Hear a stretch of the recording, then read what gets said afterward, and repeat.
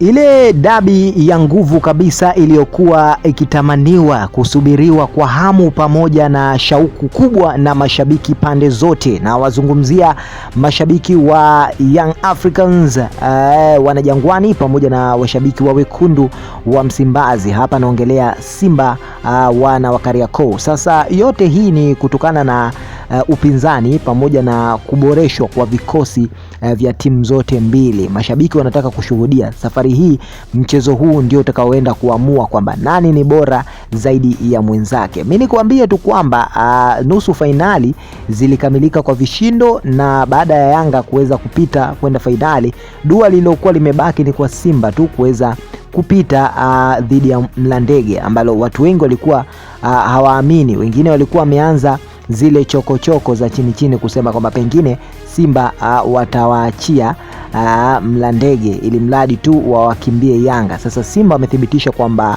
hapana bwana, sisi ni vidume vya kazi, kwa nini tuogope tukimbie watani wetu wa jadi? Na ndio hivi sasa mambo yameshakuwa bam to bam, yani vitu vinasadikika kwamba vitaenda kwa vya moto. Pata chimbika pata shika. Mashabiki huko mitandaoni wameendelea kutupiana maneno pamoja na utani wa hapa na pale kama ilivyozoeleka bwana kwa watani wa jadi.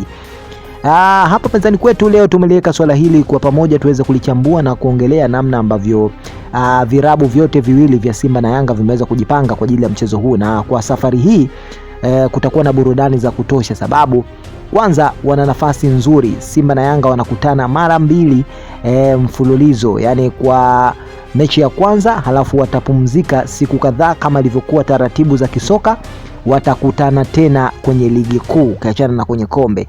Sasa hapo kinachopambaniwa zaidi ni heshima pamoja na ile hali ya ukubwa baina yao wote wawili, kwa sababu ubishani mkubwa ni kwamba nani ni mbora zaidi ya mwenzake. Rekodi ndio zitakazoongea. Kwa upande wa Simba wanatamani kuwafunga Yanga kwa sababu ni mfululizo wamekuwa wakipoteza mechi zao wanapokutana na klabu ya Yanga, lakini pia kwa Yanga nao wanataka kuwapiga kichapo kama kawaida Simba, kama kuendelea kuwaaminisha kwamba sisi ni wakubwa wako na hautuwezi.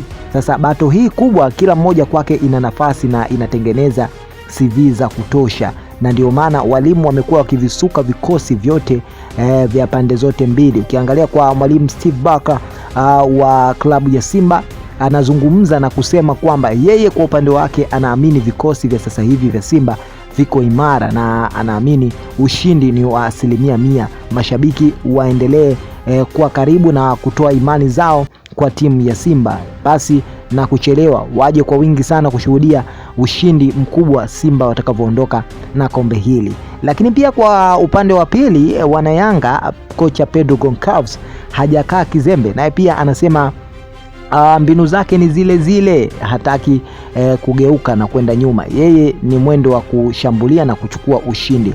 Rekodi lazima ziendelee kuandikwa kama kawaida, akijiamini kuwa na maboresho katika vikosi vyake, forward line iliyokuwa imesimama imara, lakini pia akisimama zaidi kuhakikisha kwamba anaendelea tena kuchukua ile rekodi ya kumpiga Yanga mfululizo pasi na kukosea. Yote haya yamekuwa ni kama sehemu za tambo za walimu, lakini pia kwa upande wa mashabiki tumeona namna ambavyo mashabiki wamekuwa wakielezea dabi hii itakavyokuwa ya moto kweli kweli. Ni timu ambayo itaenda kuibuka na ukubwa zaidi ndio itakayokuwa mshindi.